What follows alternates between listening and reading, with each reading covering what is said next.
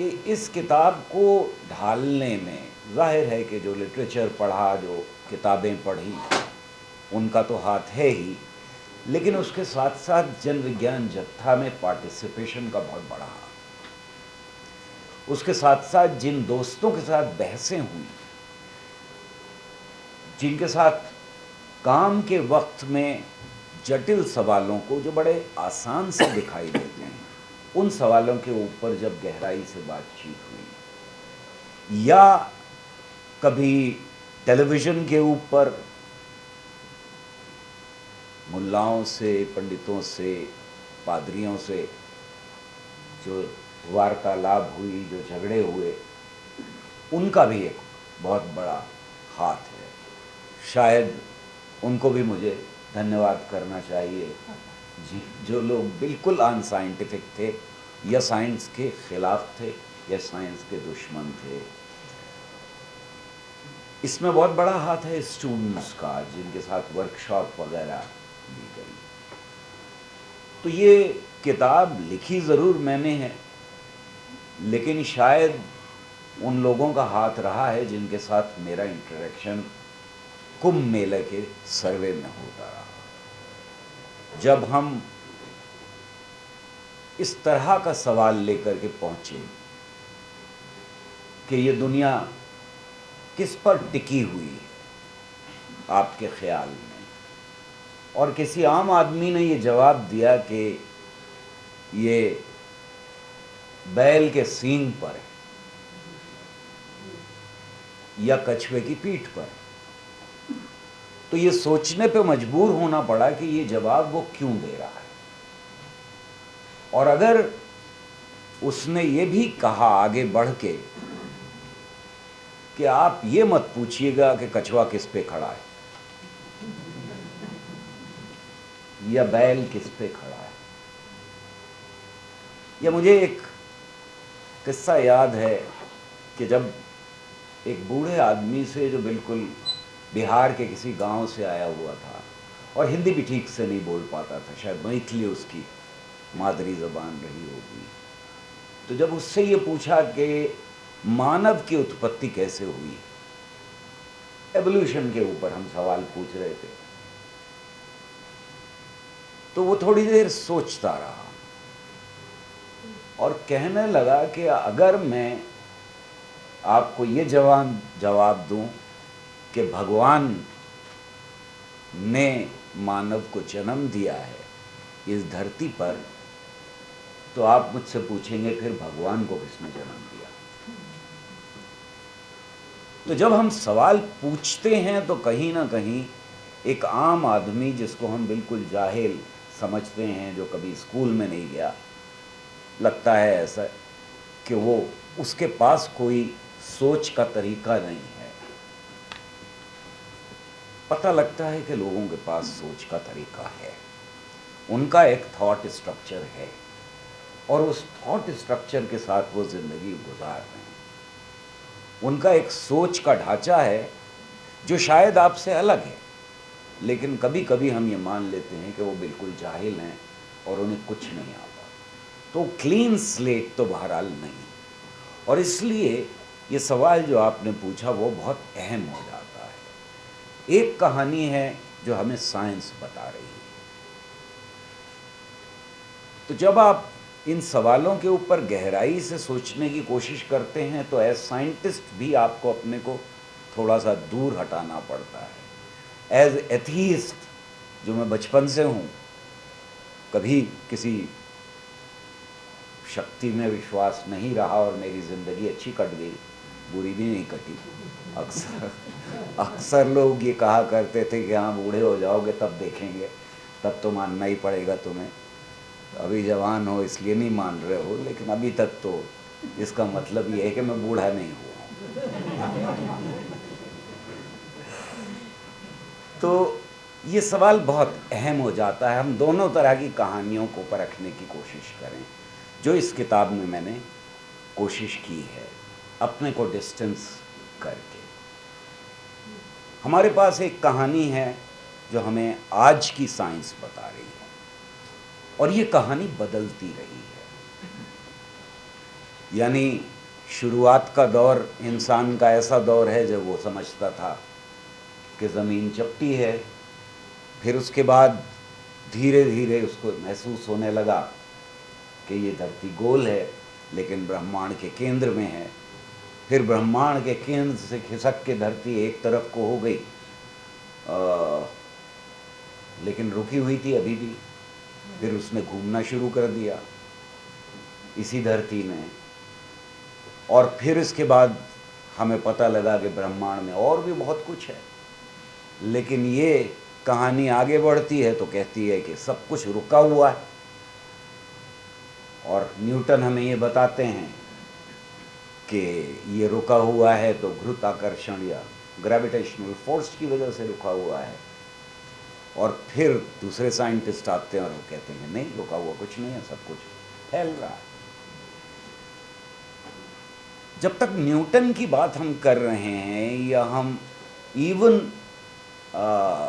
Hubble के period की बात कर रहे हैं जब वो प्रपोज कर रहे हैं, या आइंस्टाइन के पीरियड की बात कर रहे हैं, तो जो कहानी के अंदर बदलाव है वो तो अलग बात है। लेकिन अभी इंसान बाहर भी गया है, बाहर से उसने देखा नहीं है धरती को। तो ये क्या चीज है जो इस बदलती हुई कहानी में धरती को ऊपर से देखने की क्षमता रखने वाले इंसान पैदा कर रही है? ये समझना मेरे लिए बहुत जरूरी था कि ये कहानी बदल तो रही है, लेकिन ये बदल रही है आंकड़ों की बेसिस के ऊपर। जो कुछ हम इकट्ठा कर रहे हैं, जो हमारा साझा एक्सपीरियंस है पूरी मानवता का, जब वो हमें बदलाव की तरफ धकेल रहा है और हम बदलाव के लिए तैयार होते हैं, तो ये प्रोसेस क्या है? और इस कहानी में ख़ास तौर से जो साइंस की कहानी है, उसमें दो तीन बातें बहुत इम्पॉर्टेंट मुझे दिखाई देने लगी।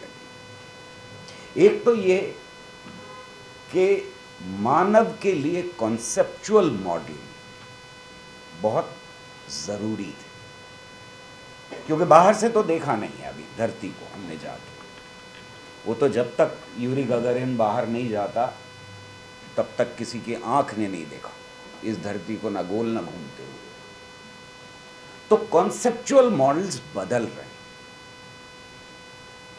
और ये कॉन्सेप्चुअल मॉडल्स इस बात पे बदल रहे हैं कि नया डाटा, नया एक्सपीरियंस पुराने मॉडल्स के लिए खतरा बनता है, और पुराने मॉडल्स ढह जाते हैं।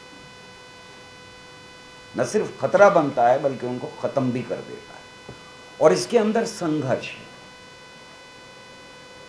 न सिर्फ न्यूटन के ज़माने में संघर्ष है, बल्कि आइंस्टाइन जैसा दिमाग जब ये कहता है कि तुम्हारी मैथमेटिक्स तो बहुत अच्छी है, हबल और उनके जवाब में तुम्हारी मैथमेटिक्स तो अच्छी है, पर तुम्हारी फिजिक्स बिल्कुल नाकारा है, ये ब्रह्मांड फैल नहीं सकता। और जब ये प्रूव हो जाता है कि ब्रह्मांड फैल रहा है, तो वो जो दुनिया का सबसे बड़ा साइंटिस्ट माना जा रहा था, वो माफ़ी मांगता है और कहता है कि मेरी ज़िंदगी की सबसे बड़ी गलती यही थी कि मैंने ये एस्यूम कर लिया कि ब्रह्मांड फैल नहीं सकता। तो दूसरी सीख हमें मिलती है कि बड़े से बड़ा साइंटिस्ट गलती कर सकता है। तीसरी सीख मुझे मिली इस कहानी को लेकर के कि साइंस की शुरुआत किसी एक दिन नहीं हुई। हमें मॉडर्न साइंस के बारे में जब पढ़ाया जाता है तो लगता है कि कहीं यूरोप में उसके बीज पड़े हुए थे, एक दिन वहाँ से उग के सारी दुनिया में साइंस फैल गई। तो अगर इस कहानी के हम कंटिन्यूअम को देखें, ये किस तरह से धीरे धीरे धीरे आगे बढ़ती है, तो किसी एक दिन में साइंस की शुरुआत नहीं हुई। मुझे नहीं मालूम कि इंसान ने कब सवाल पूछना शुरू किया, और ये बात मैंने इस किताब में कही है। शायद हो सकता है जब ज़बान पैदा हुई, भाषा पैदा हुई, और एक दूसरे के साथ बातचीत हुई, उसके बाद ही सवाल पूछना और जवाब ढूंढना ये इंसान ने शुरू किया होगा। ये अंदाज़ा लगाया जा सकता है, पर हमें नहीं मालूम कि कब शुरू किया। लेकिन एक बार सिलसिला शुरू हुआ तो फिर चलता चला गया। तो साइंस का या विज्ञान की जो जड़ है वो कहीं सवालों में है। और जो ये कहानी की बात हो रही है आज, इस तक पहुंचने में उसे लगभग 10,000 साल तो लगे ही, अगर इससे ज़्यादा ना सही। ज़्यादा मैं इसलिए कह रहा हूँ कि ये सवाल हमको उन कहानियों में जो अफ्रीका से मिलती हैं वहाँ भी दिखाई देता है।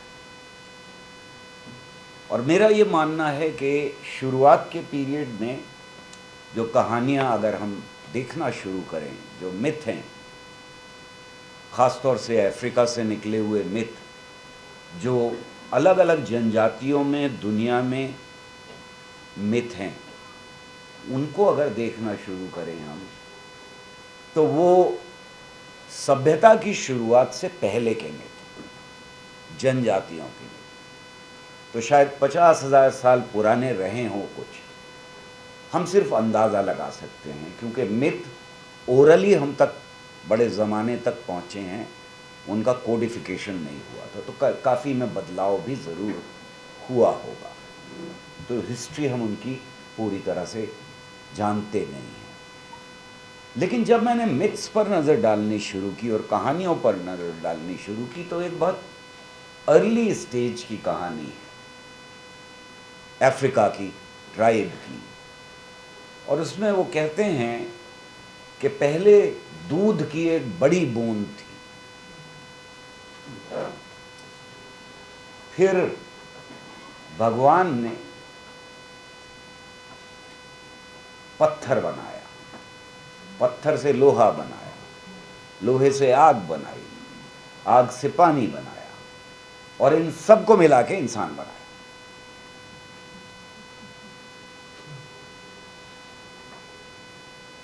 ये पुरानी कहानी है। दूसरी बहुत पुरानी कहानी मुझको मिलती है एक जनजाति की, जिसमें भगवान ने इंसान को पैदा किया, मर्द और औरत को पैदा किया, और कहा कि तुम्हारे साथ बहुत सारे बच्चे होने चाहिए, और उन्होंने हजारों बच्चे पैदा किए। और फिर कहा भगवान ने कि तुम्हें सारी आज़ादी है, सिर्फ एक पेड़ है उसका फल मत खाना। तो बच्चे जब तक मानते रहे तो उनका प्रमोशन होता रहा, वो भगवानों के दास बनते रहे, और जब उन्होंने वो खा लिया तो उसके बाद उनको दंड दिया गया, और आज तक हम वो भुगत रहे हैं उस दंड को। अब अगर इसको देखें हम, इन दो कहानियों को खाली, तो मुझे एकदम से ख्याल आता है कि एक तरफ बाइबल, कुरान और तौरात, इनमें यही कहानी एक नए अंदाज में लिखी हुई है। भगवान ने 5 तत्व लिए और उनसे इंसान को बनाया। पहले आदम को बनाया, फिर उसकी पसलियों से हव्वा को बनाया, और फिर उनसे कहा कि मत खाना। अब कुरान में उनसे कहा कि गेहूं मत खाना, और बाइबल में उनसे कहा कि एप्पल मत खाना, क्योंकि वहाँ एप्पल ज़्यादा इम्पॉर्टेंट चीज़ थी, और अरब में गेहूं बहुत मुश्किल से उगता था। तो एक सिलसिला उधर भी कहानी का दिखाई दे रहा मुझे, सिर्फ साइंस में ही नहीं दिखाई दे रहा, बल्कि वहाँ भी एक सिलसिला दिखाई दे रहा है। सारे धर्मों के अंदर, सब किताबों के अंदर 4 या 5 तत्व मौजूद हैं जिनसे ये ब्रह्मांड बना। और मुझे वही कहानी याद आती है जिसमें वो कहता है कि पत्थर बनाया, आग बनाई, पानी बनाया वगैरह, लोहा बनाया वगैरह वगैरह, वहाँ तत्व अलग हैं। और ग्रीक सिविलाइजेशन में हम जाते हैं तो तत्व अलग हैं। लेकिन जो ग्रीक सिविलाइजेशन के 4 तत्व हैं वो हमारे यहाँ आते आते 5 हो जाते हैं, उसमें एक आत्मा और जुड़ जाती है। अगर हम बाइबल और उसको देखें तो आत्मा अलग से भगवान फूंक रहा है, अलग से क्रिएट कर रहा है, लेकिन हमारे कल्चर के अंदर जो कहानी है उसमें अलग से नहीं हो रही है। आत्मा है वो जिस्म के अंदर चली जाती है, आप जिंदा हैं, और जब वो जिस्म से बाहर निकल जाती है आत्मा तो आप मर गए। ये जो सवाल रहा कि ब्रह्मांड कैसे बना, इसके साथ एक बहुत अहम सवाल ये था कि जीव और अजीव, एनिमेट और इनएनिमेट, इनके बीच में क्या फ़र्क है, कैसे कोई चीज़ जिंदा होती है। और इसका एक बड़ा खूबसूरत कॉन्सेप्चुअल मॉडल हमारे पास मौजूद है। आत्मा अंदर गई, आप जीवित हो गए, आत्मा निकल आई, आप मर गए। कॉन्सेप्चुअल मॉडल है और इतना वर्सटाइल, इतना खूबसूरत और इतना फ्लेक्सिबल मॉडल है ये कि इसके ऊपर सारे के सारे धर्मों को आप खड़ा हुआ पाते हैं। शायद ही कोई ऐसा धर्म हो जिसके अंदर आत्मा का कॉन्सेप्ट ना हो। यानी अगर पीछे की तरफ मुड़ के देखें तो ब्रह्मा हो या खुदा हो या गॉड हो, उसके कॉन्सेप्ट तक शायद इंसान आत्मा के थ्रू ही पहुंचा है। यही बेसिक सवाल है वहाँ पर। और इसके साथ एक चीज़ और जिसका एहसास मुझे होता रहा इस बीच में, वो ये था कि एक क्रिएटर और कई क्रिएटर, यानी एक भगवान या कई भगवान, इसमें क्या फ़र्क है। और इसमें अगर फ़र्क को हम देखें तो मुझे लगता है कि जब तक इंसान ने अपने हाथ से चीज़ों को बनाना नहीं सीखा तब तक एक या ज़्यादा क्रिएटर का भी कॉन्सेप्ट पैदा नहीं हो सकता। यानी जितनी कहानियाँ हमको मिलती हैं वो सारी कहानियाँ उस पीरियड के बाद की हैं जब इंसान ने टूल्स हाथ से बनाने शुरू कर दिए। पर ये एक गॉड का जो तस्वुर है, यानी एक खुदा जिसने सब कुछ बनाया या एक ब्रह्मा जिसने सबको क्रिएट किया, वो भी तब तक नहीं आ सकता था जब तक कि एक राजा का समाज पैदा ना होता। जब तक ट्राइबल सोसाइटी से ट्रांजिशन पूरी तरह से कंप्लीट नहीं होता, मोनार्की में, यानी एक राजा राज करेगा, यहाँ तक इंसान नहीं पहुँचता, तब तक के जितने भी धर्म हैं उनमें एक गॉड का तस्वुर नहीं होता। और इजिप्ट में तो ख़ास तौर से मज़ेदार चीज़ ये है कि वहाँ पर विमेन अफेयर का भी एक भगवान था अलग, जो औरतों के बारे में डिसाइड करता था कि उनकी क्या लिमिट्स हैं, वो क्या कर सकती हैं, क्या नहीं कर सकती हैं, क्या करना चाहिए, क्या नहीं करना चाहिए उन्हें। तो वो विमेन अफेयर का मिनिस्टर था, जिसका मतलब ये है कि तब तक सेग्रीगेशन शायद शुरू हो चुका था और औरत को मर्द के अधीन माना जाने लगा था। Subjugation of woman had already happened, वरना वो गॉड शायद पैदा नहीं होता। उस गॉड के पैदा होने के पीछे शायद यही रहस्य है। और इन दो कहानियों के बारे में जो आखिरी बात अगले सवाल से पहले मैं कहना चाहता हूँ वो ये है कि मैं इस किताब में बार बार इस बात को पे जोर दे रहा हूँ कि साइंस का बेसिक सवाल, अक्सर ये जवाब आता है, आज भी जो बच्चों को पढ़ा रहा हूँ उनसे मैंने पूछा साइंस का की परिभाषा क्या है, और यहाँ भी अगर मैं ये एक्सरसाइज करूँ तो आप में से बहुत सारों का जवाब आएगा कि साइंस लॉजिकल होती है, साइंस में लॉजिक होती है और उधर लॉजिक नहीं होती है। मेरा ये मानना है कि नहीं, ये जवाब गलत जवाब है। साइंस की लॉजिक होती है और धर्म और अध्यात्म की भी लॉजिक होती है। बात यह है कि दोनों की लॉजिक में फ़र्क होता है, दोनों की लॉजिक का आधार फ़र्क है, उसकी बुनियाद फ़र्क है, उसकी फाउंडेशन अलग अलग है। साइंस का बेसिक बड़ा सवाल, जिस बात को मैंने बार बार कहा है और कोशिश की है इस किताब में समझाने की, हमेशा कैसे से शुरू होगा, और जो सवाल क्यों से शुरू होगा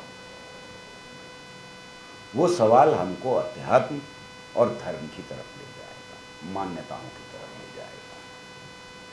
क्योंकि जब क्यों से पूछे गए सवाल में हम अपनी जानकारी की बाउंड्री पर पहुंचते हैं, उसकी सीमा पर पहुंचते हैं, तब हमारे पास एक ही जवाब रह जाता है, भगवान की मर्जी। दिन रात क्यों होते हैं, ज़मीन घूमती है। ज़मीन क्यों घूमती है? क्योंकि जो पूरा सिस्टम रहा है, जिस तरह से कण आके मिले, ग्रेविटेशनल फोर्सेस ने काम करना शुरू किया, उन सब की वजह से घूमना शुरू कर दिया अपनी दूरी पर। वो क्यों आके मिले इस तरह से? अब परेशानी खड़ी हो गई, हमारी सीमा पहुंच गई। तो अगर क्यों का जवाब दे रहे हैं तो भगवान की मर्जी से, सबसे आसान जवाब ये हमारे पास। पर अगर कैसे से किया है और हम यहाँ पहुँचे, तो फिर हमारा जवाब होगा मुझे नहीं मालूम, मैं किसी ज्ञानी से पूछ के बताऊंगा। ज्ञानी को नहीं मालूम तो शायद अगली नस्लें इसका जवाब दें, रिसर्च चल रही है, ये जवाब होगा। कैसे में हमारा जवाब ये नहीं हो सकता कि भगवान की मर्जी से ऐसा हुआ। बहुत शुक्रिया।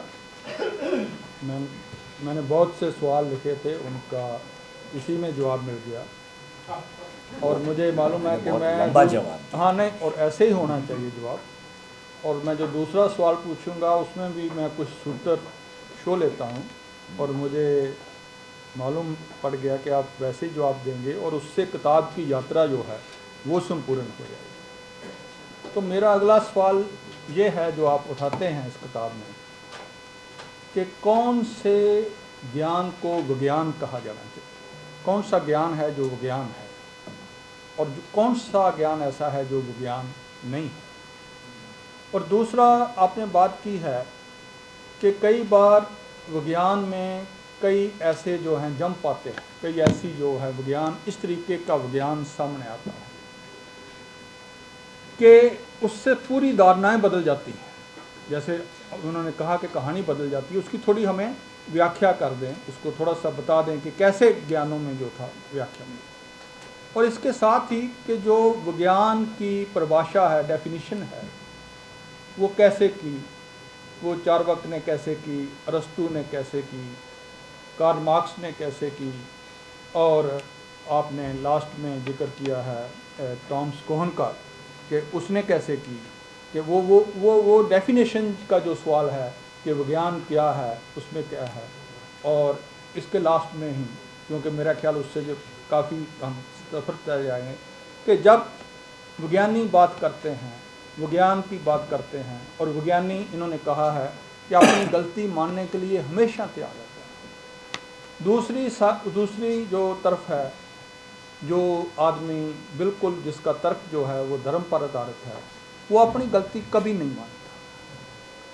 ठीक है, कोई बात नहीं, कोई ना माने, मगर जो लोग इतना विरोध करते हैं विज्ञान का, जो लोग इतना विज्ञान के विरुद्ध प्रचार करते हैं, जो उनको बहुत सी बातें कहने की तरफ जाते हैं, और यहाँ तक कि उनको ये भी कहा जाता है कि ये समाज के दुश्मन हैं, ये धर्म के दुश्मन हैं, तो इन सभी सवालों का मेरे ख्याल से अगर आप एक कहानी में और जवाब दे दें। आपने पूरे ही सवाल सारे ही लगभग पूछ लिए। नहीं नहीं, क्योंकि एक ही जुड़े हुए हैं में ये जुड़े हुए सवाल हैं। तो जहाँ तक सवाल इसका है कि क्या साइंस है और क्या साइंस नहीं है, इस सवाल का जवाब हम तब तक नहीं दे सकते जब तक कि हम ये ना जानने की कोशिश करें कि साइंस होती क्या चीज़ है। और आज के दौर में इस सवाल का जवाब बहुत ज़्यादा मुश्किल हो जाता है, यानी साइंस की परिभाषा आज के दौर में बहुत मुश्किल हो गई है।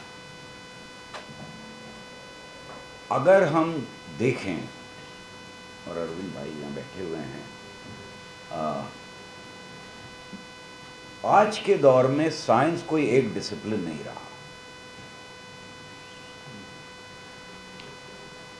साइंस एज अ डिसिप्लिन जब हम बात करते हैं तो सिवाय स्कूल के, स्कूल में बच्चों का साइंस का स्ट्रीम अलग और बाकी अलग, उसके बाद कॉलेज तक पहुंचते पहुंचते सब डिसिप्लिन्स में हम चले जाते हैं। फिर उसके बाद सब डिसिप्लिन्स और फर्दर कंपार्टमेंटलाइजेशन हो जाता है। तो ये बहुत कंफ्यूज करने वाला लफ्ज़ हो गया है साइंस और साइंटिस्ट। यानी मैं थोड़ी बहुत इंजीनियरिंग पढ़ी, मैंने थोड़ी बहुत उसमें फिज़िक्स पढ़ी, थोड़ी बहुत केमिस्ट्री पढ़ी वगैरह वगैरह, पर मुझे अब मैं ये कहूँ कि कंप्यूटर के बारे में कुछ बहुत ज़्यादा आता है तो नहीं आता है। तो साइंस की परिभाषा की एक परेशानी तो ये खड़ी हो गई है आज के दौर में कि उसके वो, अगर अंग्रेज़ी में मैं इस बात को कहूँ तो साइंस टुडे रिवील्स इटसेल्फ और एक्सप्रेसेस इटसेल्फ थ्रू सब disciplines. There is no discipline whatsoever which can be called this is science. एक परेशानी ये खड़ी हो जाती है, लेकिन इसका ये मतलब नहीं है कि साइंटिफिक मेथड कुछ नहीं है, साइंस की कसौटी कुछ नहीं है, साइंस की कसौटी ख़त्म हो गई है। कसौटी साइंस की आज भी मौजूद है, इंटैक्ट है। इसके बावजूद कि बहुत तरीक़ों से साइंस जिस नज़रिए पर पहुंचती है उसमें बहुत सारे बदलाव आते हैं, बहुत सारे तरीक़े वक्त के हिसाब से और डिसिप्लिन के हिसाब से बदलते हैं। साइंस कोई एक मेथड नहीं अपनाते, लेकिन ये ऐसा भी नहीं है कि केओस हो इसके अंदर कि आप जो चाहे क्लेम कर लें। तो साइंस को समझना, उसको परिभाषित करना बहुत मुश्किल है। दूसरा सवाल जो था वो इसी से बिल्कुल जुड़ा हुआ है कि अगर हम देखें तो ख़ास तौर से साइंटिफिक रेवोल्यूशन के और टेक्नोलॉजिकल रेवोल्यूशन के बाद का दौर जो है, उसमें बहुत सारे फिलोसफर्स ने और बहुत सारे यहाँ तक के पॉलिटिशियंस ने भी, साइंटिस्ट ने तो की है कोशिश, साइंस को परिभाषित करने की कोशिश की, पर कोई एक डेफिनेशन पे हम नहीं पहुंच पाए। यानी जिस तरह से फोर्स की एक डेफिनेशन हमारे पास है या मैटर की एक डेफिनेशन हमारे पास है, उस तरह से कोई एक डेफिनेशन जिसके ऊपर सारे लोग सहमत हों साइंस की नहीं। एडम स्मिथ को हम बहुत बड़ा फिलोसफर मानते हैं, अपने ज़माने का इकोनॉमिस्ट मानते हैं उसको। वो क्या बात कह रहा है, वो साइंस के बारे में उसने एस्ट्रोनॉमी के ऊपर ही लिखा है एक आर्टिकल, अच्छा आर्टिकल है वो ये कह रहा है एडम स्मिथ के साइंस ने हमको आज़ाद कर दिया है, अब हमें साइंटिफिक एक्सप्लेनेशन ढूंढने के लिए किसी सुपरनैचुरल पावर का सहारा नहीं लेना पड़ेगा। यानी साइंस की परिभाषा उसके हिसाब से आज़ाद कराने वाला एक इल्म है, ये आज़ाद कराने वाला ज्ञान है जो हमारे चारों तरफ घट रहा है, उसमें कहता है वो कि अब कुछ मैजिक नहीं बचा, एक्सप्लेनेशन की ज़रूरत है, मैजिक नहीं इसके अंदर। पर ये डेफिनेशन अगर बहुत पहले चले जाएं तो हमको दिखाई देता है चारवाकियाँ भी। हमारे यहाँ जो फिलॉसफी थी ये हमें बुद्धा में दिखाई देती है, रैशनैलिटी की। ये हमको आगे बढ़ते हैं तो दिखाई देती है ग्रीक सिविलाइजेशन में जो सिंथेसाइज कर रहा है आदमी उस वक्त की अपनी सारी फिलॉसफी एरिस्टोटल में। और सबसे पहला शायद साइंटिफिक मेथड का जो डेफिनेशन दे रहा है वो अल हसन अल हैशम है, जो अरब वर्ल्ड में पैदा होता है। बड़ा नाम है उसका, बहुत बड़ा साइंटिस्ट है।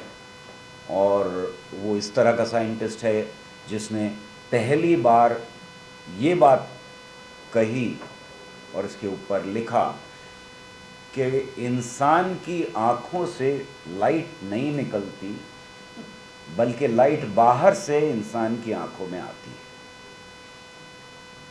उससे पहले तक सारे साइंटिस्ट का ये मानना था कि हमारी आँखों से किरणें निकलती हैं, वो जाती हैं और उससे हमको दिखाई देता है। वो कहता है कि नहीं, ऐसा नहीं है। तो वो ऑप्टिक्स का फादर ऑफ ऑप्टिक्स भी कहलाता है वो आदमी। उसने बड़ी खूबसूरत बात कही है और वो ये कहता है कि जब तुम कोई दावा करो तो उस दावे के दुश्मन बन जाओ और उस दावे के ऊपर हर तरफ से हमला करो,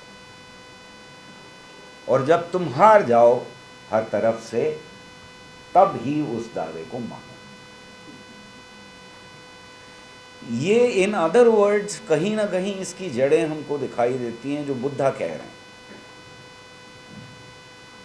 बुद्ध क्या कह रहे हैं? बुद्ध कह रहे हैं कि किसी की बात इसलिए मत मानो, कोई बात इसलिए मत मानो कि तुम्हारे गुरु ने कही है, कोई बात इसलिए मत मानो कि वो ग्रंथों में लिखी है, कोई बात इसलिए मत मानो कि कई जनरेशन से चली आ रही है, कोई बात इसलिए मत मानो कि ज़्यादातर लोग जो हैं और अफवाहें तुमने सुनी हैं वो लोग मानते हैं उस बात को।